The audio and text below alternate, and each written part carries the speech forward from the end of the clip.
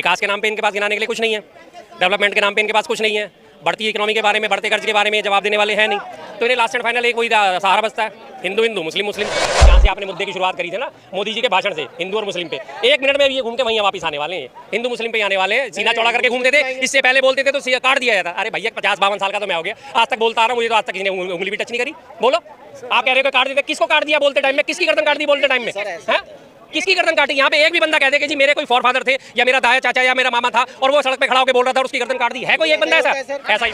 कुछ साल पहले 5 साल 6 साल पहले मेरा यूपी में अखिलेश की सरकार थी, तो मेरा कुछ इलाका है जैसे प्रतापगढ़ है, उनकी जगह में 8 बजे के बाद हम लोग जाते थे तो डर लगता था बाइक लेके जाएगा तो कोई छीन लेगा, चोरी हो जाएगी। यूपी में गुंडा राज खत्म हो गया है, इनको पता होना चाहिए। एनसीआरबी हमारी एक संस्था है, national Crime Record Bureau of India, उसका डाटा उठा के देखना। अभी 22-23 का डाटा उसका रिलीज हुआ है। सबसे ज्यादा अपराधों में यूपी नंबर 1 है, मालूम है। और महिलाओं के खिलाफ अपराधों में भी यूपी नंबर 1 है। बाकी हत्या, अपहरण, डकैती, बलात्कार के सब अपराधों में यूपी नंबर 1 पहुंचा हुआ है। बयान दिया है मोदी जी ने, आपने सुना होगा बयान। बिल्कुल जी, बिल्कुल सुन लिया। हमें पूरी उम्मीद थी, मैं तो इंतजार कर रहा था, आपके कहने से पहले मैं तो इंतजार कर रहा था यार, इतना लंबा चरण हो गया क्या मोदी जी के ऐसे बयान क्यों नहीं आए? लेकिन लास्ट एंड फाइनल वो चिराग जो है जिनमें से बाहर आ ही गया। हिंदू मुस्लिम का उन्होंने प्रिय उनका सब्जेक्ट है, जिसपे उन्हें बोलने के लिए पता नहीं कब से चुल मच रही थी और उनके वो मुँह से निकल गया। अब आप पूछिए क्या बोलेंगे उस पर? एक तरह देखा जाए तो लल्लन टॉप हर जगह पे वो खबर को हकीकत कुछ और है कि अल्पसंख्यक और पिछड़ा वर्ग व SST और अनुसूचित जातियों को दिया गया है कि सारा अधिकार इस पे है, मुसलमानों पे नहीं है सिर्फ। बिल्कुल बिल्कुल सही बात है, ये वही मैं आपसे बात कह रहा हूँ ना कि ये तो इनका पुराना सिस्टम है जी, बहुत पुराना सिस्टम। ये पहले तो क्या करते हैं, बयान जारी करते हैं बिना देखे बड़े सोच समझ के, बिना आधे अधूरे बयान को काट पीट के इनके पेश करने की बहुत पुरानी आदत है। बीजेपी का IT सेल जो है इसमें माहिर है, और उसके बाद वो काट पीट के अपना जो है वो आगे क्लिप चला देते हैं और उसके बाद सारा बीजेपी का समर्थक जो है वो भागा भागा उस क्लिप के पीछे चलना शुरू हो जाता है। बीजेपी वाले समर्थक और जिनके जो IT सेल है, मीडिया सेल है, उनकी हालत क्या है? कौवा तुम्हारा कान ले गया, भाग लेंगे कौवे के पीछे, कान कभी नहीं देखेंगे मेरे पास कान है या नहीं है, कि कौवा वास्तव में कान ले गया नहीं। वही हालत इनकी है। कितना पुराना बयान, कभी आज तक इन्होंने पढ़ा नहीं, और इन्हें पढ़ा है, ये जानते हैं कि वो चीज़ है कि उन्होंने कहा किस बारे में था और किस किस को उन्होंने टारगेट करा था।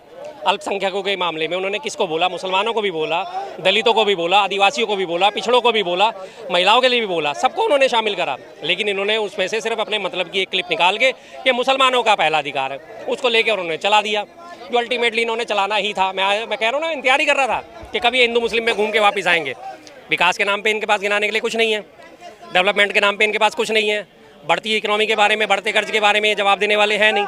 तो इन्हें लास्ट एंड फाइनल एक वही सहारा बचता है, हिंदू हिंदू मुस्लिम मुस्लिम, आगे उस पर अपनी है। एक और बात उन्होंने बोला कांग्रेस के बारे में, एक घोषणा पत्र विचारजनक है, सोचने लायक है। अगर इनकी सरकार आ गई तो जितने भी सोने हैं आपके घर में, जितने भी जमीन है, वो आपसे लेकर किसी और को दे दिया जाए, किसी और समूह को दे दिया जाए। यही सबसे बड़ी समस्या है। अनपढ़ों की सबसे बड़ी समस्या क्या होती है?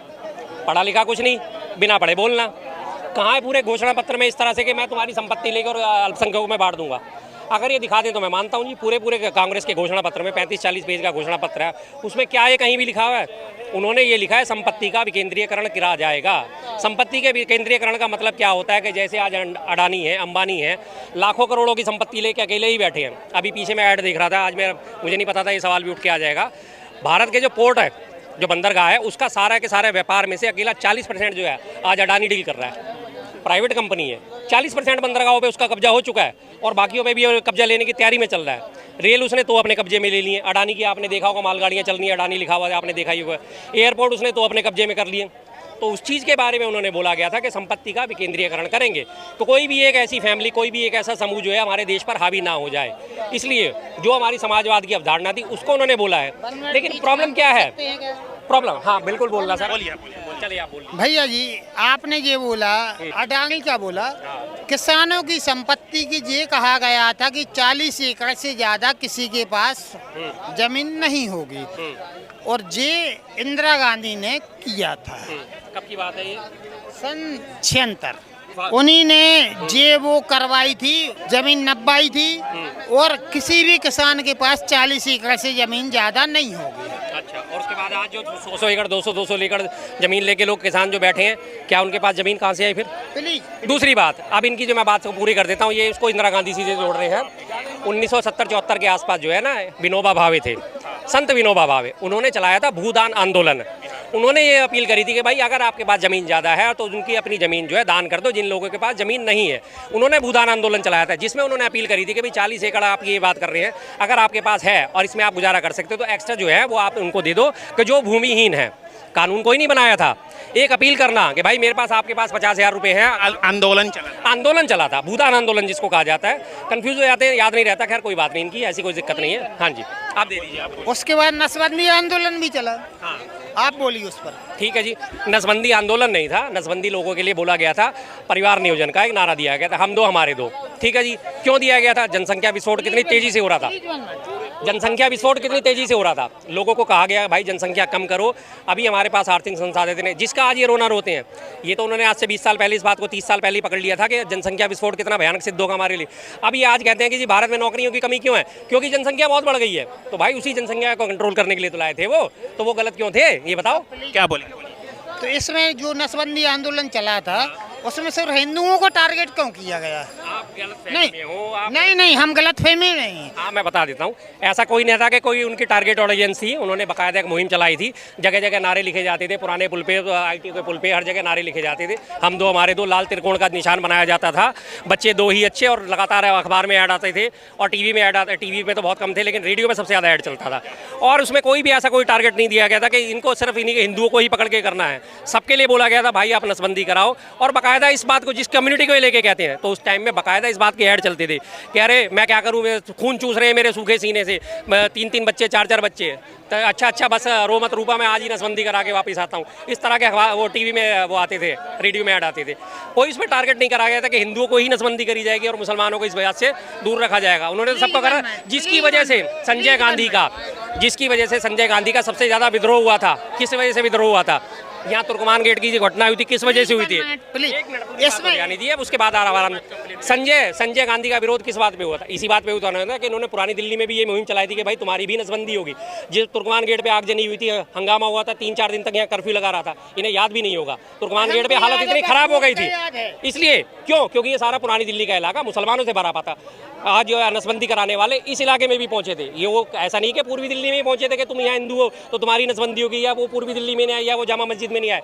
सब जगह पूरे देश में मुहिम चलाई गई थी जिसका विरोध हुआ था। तुर्कमान गेट पे बाकायदा दंगे हुए थे, कर्फ्यू लगा था, आगजनी हुई थी, सब काम हुए थे। ऐसा नहीं था कि सिलेक्टेड टारगेट तब भी नहीं था, सिलेक्टेड कभी नहीं, ना कभी रहा ना कभी रहेगा। कांग्रेस में एक ही बात सबसे अच्छी रही है, उन्होंने किसी को सिलेक्ट नहीं करा कि पर्टिकुलर तुम्हारे को ही मैं आगे बढ़ाऊंगी और तुम्हारे को ही नीचे गिराऊंगी। ऐसा उन्होंने कभी नहीं करा, सीधी सी बात है। क्या बोले? अब बोलिए। वक्फ बोर्ड जो होता है, तो इनने कोई आंदोलन नहीं किया उस समय पर, क्योंकि इनको नसबंदी की जरूरत नहीं थी। इनने ये किया था कि नसबंदी मत करो। वक्फ बोर्ड ने ये कहा था कि नसबंदी नहीं होगी। और वर्तमान स्थिति ये, प्लीज वर्तमान स्थिति ये, आपके कितने बच्चे हैं? प्लीज आप बता दो, आपके कितने बच्चे हैं? मेरे तो 2 ही बेटे हैं। दूसरी बात है, नहीं वो तो इनकी खैर मेंटेलिटी है। अब ये बात कर रहे हैं वक्फ बोर्ड की, इनको यही नहीं पे करो जो अभी जायज होना चाहिए। सरकार अभी जो करंट अफेयर में काम कर, नहीं आप 50 साल पहले की बात कर रहे हो। आप 50 साल पहले आपके पास कितने हजार की मोबाइल है? आपके पिताजी ने चलाया वैसा मोबाइल नहीं चलाया ना, तो आप उस तर्क पे बात करो जो अभी करंट अफेयर में है, जो हमारे जनरेशन के ऊपर बात हो। आज हमने 50 साल पहले की इतिहास उठा के देखेंगे तो हमारे पिताजी चाहे हमारे दादाजी बैलगाड़ी पे चलते थे, तो हम भी चलेंगे क्या बैलगाड़ी पे? हमारी ख्वाहिश है ना कि हम ओडी चलाएं। हाँ, तो उस ओडी के लिए हमें ओडी पैक करना पड़ेगा ना। तो आप उस पर क्यों नहीं सोच रहे हो? आप 50 साल पीछे जा रहे हो। इंदिरा गांधी ने नसबंदी कराई, ये कराई, वो कराई। सवाल उन्होंने किया नहीं, ये चीज गलत है। आप करंट देखो कि सरकार करंट हमारे लिए क्या कर रहा है। आप उस तर्क पे बात क्या किया उन्होंने? आप करंट के ऊपर बात करो। नहीं क्या कर रहे हो? आप कह रहे हो कि कांग्रेस दे रहा हूं, विरोध नहीं कर रहा है। क्या किया सर? सवाल मैं यही कह रहा हूँ कि आप कह रहे हो ना कि कांग्रेस किसी का बुरा नहीं करा, तो भला भी नहीं करा। अच्छा, भला भी नहीं करा आप। अरे तो फिर वही बात तो है ना। आज आपके बच्चे अगर यदि खड़े होंगे, सुनो मेरी बात, 1 मिनट मेरी बात सुनो, मैं सारी सुन लूंगा। आपके खड़े होंगे 50 साल बाद ये बात शुरू किसने करी? 40 एकड़ की बात शुरू किसने करी? उधर उन्होंने शुरू करी। टारगेट मुझे कर रहे हो। टारगेट आपको इसलिए कह रहे हो कि टारगेट इसलिए कर रहा हूँ क्योंकि आपने, सुनो, टारगेट इसलिए कर रहा हूँ, सुनना, नहीं जवाब नहीं दे रहा हूँ। टारगेट इसलिए कर रहा हूँ क्योंकि आपने 50 साल राज करा है देश के ऊपर, इसलिए आपको टारगेट कर रहा हूँ। नहीं तो आपको टारगेट नहीं करता। आज अगर यदि 50 साल बीजेपी राज में रहता है तो उसको भी टारगेट करते हैं। बिल्कुल। 10 साल कैसे रही है बताइए? सर हमारे लिए तो बेस्ट है और हमारे बच्चे के लिए बेस्ट है। समझ गए? क्यों सर, क्यों बेस्ट है? क्या हुआ बेस्ट, क्या हुआ? सब कुछ बेस्ट है। हाँ सर, एक दो। देश की तरक्की है, मान सम्मान बढ़ रहा है, सीना छोड़ा करके अभी रोड पे खड़े होके बोल रहे हैं। पहले ठीक है ना? नहीं बोलते करने से रोक लेता था। अच्छा, ये लास्ट एंड फाइनल वहीं आएंगे जहाँ से बात शुरू आई थी। मैं बता देता हूँ उनकी, ये लास्ट एंड फाइनल अभी घूम के 2 मिनट में वहीं आ जाएंगे जहाँ से आपने मुद्दे की शुरुआत करी थी ना, मोदी जी के भाषण से हिंदू और मुस्लिम पे।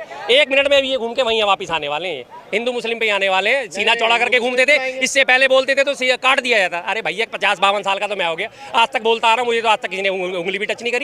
बोलो, आप कह रहे हो काट देते, किसको काट दिया बोलते टाइम में? किसकी गर्दन काट दी बोलते टाइम में? हैं? किसकी गर्दन काटी? यहाँ पे एक भी बंदा कह दे कि जी मेरे कोई फॉरफादर थे या मेरा दाया चाचा या मेरा मामा था और वो सड़क पे खड़ा होकर बोल रहा था और उसकी गर्दन काट दी, है कोई एक बंदा ऐसा?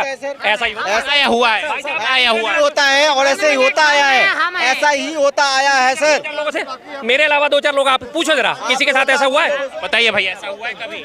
पीछे आप बहुत सारे गर्दन कट गई है, पूछो जरा। और आपके घर में हुआ, ये कहना चाह रहे हैं? सर मैं यूपी से हूँ, बेसिकली मेरा नाम प्रिंस है। ये जो बता रहे हैं कि 50 साल पहले या 20 साल 30 साल पहले, तो मुझे इतना आइडेंटिफाई नहीं है, बट मैं 21 साल का हूँ। मैं इतना बता सकता हूँ कि कुछ साल पहले, 5 साल 6 साल पहले मेरा यूपी में अखिलेश की सरकार थी। तो मेरा कुछ इलाका है जैसे प्रतापगढ़ है, उनकी जगह में 8 बजे के बाद हम लोग जाते थे तो डर लगता था बाइक लेके जाएगा तो कोई छीन लेगा, चोरी हो जाएगी। That's why right. बट अब क्या है, मैं 11 बजे रात को मैं अपने कॉलेज से, मतलब यहाँ से कानपुर से, मैं कॉलेज कानपुर में रनिंग करता। कहना चाह रहा है यूपी में गुंडा राज खत्म हो गया है। लेकिन अभी क्या है कि कुछ चीज़ें होती हैं कि जैसे कि बल्किंग में कोई चीज़ पड़ी हुई है, ख़राब चीज़ पड़ी हुई है, धीरे धीरे निकालने में टाइम लगता है। आप उन्हें टाइम दीजिए, टाइम कंज्यूमिंग है, जो चीज़ें मानना है वो मानना है। बट आप लोग जो कह रहे हैं कि शिक्षा की बात है, आप कह रहे हैं शिक्षा नहीं है, कैसे नहीं शिक्षा है? हम पहले क्या होता था, कोई लड़का मिडिल क्लास का फैमिली का कोई भी अब्रॉड पढ़ने के लिए बहुत ही ज़्यादा पापड़ बेलना पड़ता था, ये इनसे सोर्स लगाओ उनसे सोर्स लगाओ, फलाना डिमाका, ये सब होता था। बट अभी क्या है, उन्होंने ऑनलाइन किया, GMAT दिया, कुछ भी दिया। एक आता है नेशनल इंस्टीट्यूट का पेपर है, क्वेश्चन पेपर होता है, आपने ऑनलाइन पेपर दिया, आपको सेलेक्टेड है, आप सेलेक्टेड यूनिवर्सिटी में, यहाँ से सीधा आपको वीज़ा पासपोर्ट वगैरह जो भी है आपकी कार्रवाई हुई, सीधा आप अब्रॉड पढ़ लें। लेकिन इसके पहले था क्या, आपके डिजिटलाइजेशन में है, आपके हर चीज़ों डिजिटलाइजेशन किया उन्होंने, उससे पहले विदेश में जाते नहीं थे, लेकिन अब जा रहे हैं लोग। यूपी में गुंडा राज खत्म हो गया है। यूपी में गुंडा राज खत्म हो गया है। एक इनको बड़े डिजिटल परफॉर्मर हैं ये बंदे, इनको पता होना चाहिए। NCRB हमारी एक संस्था है, national Crime Record Bureau of India, उसका डाटा उठा के देखना। अभी 22-23 का डाटा उसका रिलीज हुआ है। सबसे ज़्यादा अपराधों में यूपी नंबर 1 है, मालूम है। और महिलाओं के खिलाफ अपराधों में भी यूपी नंबर 1 है। बाकी हत्या, अपहरण, डकैती, बलात्कार के सब अपराधों में यूपी नंबर 1 पहुंचा हुआ है। NCRB कहता है, मैं नहीं कहता। NCRB National Crime Record Bureau of India, check कर लेना, डाटा में टॉप पे गया है यूपी। जिसको तुम कहते हो कानून व्यवस्था सुधर गई है, ऐसी कानून व्यवस्था सुधर गई है। कोर्ट चल रही है, जज बैठा हुआ है, सुनवाई चल रही है और कोर्ट में घुस के बंदे उसे गोली मार के चले जाते हैं। पुलिस अभिरक्षा में अभियुक्त को लेके जा रहे हैं, 3 बंदे आते हैं, गोली मार के उसे पुलिस अभिरक्षा में, पुलिस कस्टडी में और मार के चले जाते हैं। ये इतनी बढ़िया कानून व्यवस्था है, ऐसी शानदार कानून व्यवस्था कि उन्नाव में, हाथरस में और ये अंकिता बेटियों को जला दिया जाता है सरेआम, पेट्रोल डाल के, डीजल डाल के, उन्हें ढंग से नसीब तक नहीं करा जाता। ये कानून व्यवस्था है। अब महिलाओं के खिलाफ अत्याचार में 16,507 मुकदमे दर्ज हुए हैं, जिनको कहते हैं कि दर्ज होना, और जो दर्ज नहीं हुए उनकी तो गिनती नहीं है। डिजिटल में बोला, भारत डिजिटल बन चुका है। डिजिटल भारत क्या बन गया? डिजिटल तो पूरा विश्व ही बन गया। पूरे विश्व में एक साथ तरक्की हो रही है। या तो अगर भारत में तरक्की हो रही थी तो हमें समझ में आता। डिजिटल युग की शुरुआत किसने करी थी भाई साहब? सबसे पहले कंप्यूटर कौन लाया था? जिनको आज ये बैठ के भर भर के कोसते हैं कांग्रेस कांग्रेस कांग्रेस। सबसे पहले जिस दिन कांग्रेस ने पहले ATM का उद्घाटन करा था, उस दिन वहाँ बैलगाड़ी में बैठ के प्रदर्शन करने पहुंचे थे अटल बिहारी वाजपेयी साहब। बैलगाड़ी में संसद पहुंचे थे कि ATM आ गया, कंप्यूटर आ गया, अब तो हमारे देश में नौकरियां खत्म हो जाएंगी। जिस डिजिटल पे आज ये कॉलर खड़े कर रहे हैं, किस वजह से खड़े कर रहे हैं? बेस कहाँ था, नींव किसने रखी, उसको भूल जाते हैं। अब ये लोग वो चुके हैं टॉप पे बैठ के, अरे भाई बिल्डिंग तो मैंने बनाई है, टॉप पे बैठ के इन्हें ब्रश करने दे दिया है, पेंट करो, और इन्होंने बिल्डिंग चमका दी। नीचे नींव में पहली मंजिल, दूसरी मंजिल, तीसरी मंजिल जो लगातार बनती आ रही, उसको ये लोग भूल चुके हैं। ना ना ना ना, जो कुछ हुआ सब कुछ हुआ आज ही हुआ। आज ये 2014 में डिजिटलाइजेशन की बात करते हैं तो मोबाइल फ़ोन कौन लेके आया था सबसे पहले? 94-95 में कौन लेके आया था? कांग्रेस की सरकार थी, उसने रास्ते खोले थे, जिसकी वजह से मोबाइल का इंट्रोडक्शन हमारे वहाँ। मोबाइल, और उससे पहले आते थे पेजर, लगभग 1 साल पेजर चले, पेजर खत्म होने के बाद मोबाइल शुरू हुए। और 2004 में जब मनमोहन सिंह जी की सरकार आई, Idea, Airtel, Voda, Uninor, Aircel और उसके अलावा वर्जिन, टाटा, रिलायंस, सारे की सारी कितनी मोबाइल कंपनियां आई थी, याद है ने? नहीं याद होगा क्योंकि पैदाइश नहीं है तब की। क्या याद है? क्या बोलेंगे भाई? अरे रुकिए, क्या बोले? जैसे इन्होंने कहा कि डिजिटलाइजेशन पहले से आई थी, तो मैं कह रहा हूँ उन्होंने थोड़ी चीज़ें अब्रॉड की थी, मतलब थोड़ी चीज़ें बढ़ाई थी, लेकिन जैसे कि उसे हर चीज़ों का, अब ये यूपी की जो कह रहे हैं क्राइम रेट बढ़ गया है, अभी आपने देखा कि क्राइम रेट बढ़ गया है, लेकिन आप सिर्फ उसका रिपोर्ट देख रहे हैं, एक्चुअली रिपोर्ट लिखा डाटा देख रहे हैं, लेकिन मैं ग्राउंड रिपोर्ट देख रहे हैं, मतलब ये मैं फील करके आया हूँ कि मुझे मेरे साथ क्या हुआ था पहले। तो आप ऐसे रिकॉर्ड देख रहे हैं, रिकॉर्ड में क्या चीज़ है, अब रिकॉर्ड की तो ये नहीं वैल्यूएशन, रिकॉर्ड का विश्वास नहीं करेंगे, रिकॉर्ड का विश्वास नहीं करेंगे। इन्हें अगर मतलब एक बड़ी पुरानी कहावत है, बहुत देहातों में चलती है कि मैंने पी लिया और मेरे घोड़े ने पी लिया, तो अब कुएं तू ढह जा, मतलब मेरी प्यास बुझ गई और मेरे घोड़े की प्यास बुझ गई, तो वो कुएं को ढह जाना चाहिए, अब कुएं की जरूरत नहीं है। अगर ये आज सेफ घूम रहे हैं तो इन्हें बाकी यूपी में 24 करोड़ लगभग जो आबादी है उससे इन्हें कोई मतलब नहीं है कि उनके साथ गलत हो रहा है या सही हो रहा है। अगर आज ये यहाँ से घर तक अपने सही पहुंच गए तो ये खुश है, लेकिन बाकी जो बहन बेटी हैं जिनके साथ अत्याचार हो रहा है, जिनके साथ सरेआम गोलियां चलाई जा रही है, जिनके ऊपर सरेआम डकैतियां डल रही है घरों में घुस घुस के, उनसे इन्हें कोई मतलब नहीं है। डाटा इन्हें कोई मायने नहीं रखता क्योंकि इनके ऊपर नहीं बीती है। जब इनके ऊपर बीत जाएगी उस दिन ये हाहाकार मचाएंगे, यार यहाँ थे, हाँ ये क्या हुआ, ये क्या हुआ। भाई ऐसा कुछ नहीं होता, मेरे साथ आज तक कोई वारदात नहीं हुई, तो इसका मतलब क्या मैं मान लूं कि दिल्ली सेफ है? महिलाओं के खिलाफ अत्याचार में दिल्ली भी दूसरे नंबर पे है। मैं साफ कहता हूं, दिल्ली वासी होने के बावजूद मुझे शर्म आती है कि दिल्ली का नंबर दूसरा है। रेप कैपिटल कहा जाता है दिल्ली को, क्यों कहा जाता है? दिल्ली में क्या घटनाएं नहीं होती? आए दिन दिल्ली में रोज कम से कम 1000 मोबाइल चोरी होते हैं, नहीं होते क्या? 1000 मोबाइल चोरी होने में से डाटा कितने का जाता है? मात्र मुश्किल से 20, 30, 40, जिनको बाकायदा प्रॉपर FIR में दर्ज कराया था कि मुझसे छीन के ले गए। बाकी सारे के सारे का डाटा क्या दर्ज होता है? मैं साहब जा रहा था, चांदनी चौक से क्रॉस कर रहा था, मेरी जेब से मोबाइल गिर गया और अगर आपको मिले तो सूचित करें, ठप्पा दे दिया, दूसरी सिम निकलवाई, बात खत्म, बरामद होते हैं। वही हालत यूपी के।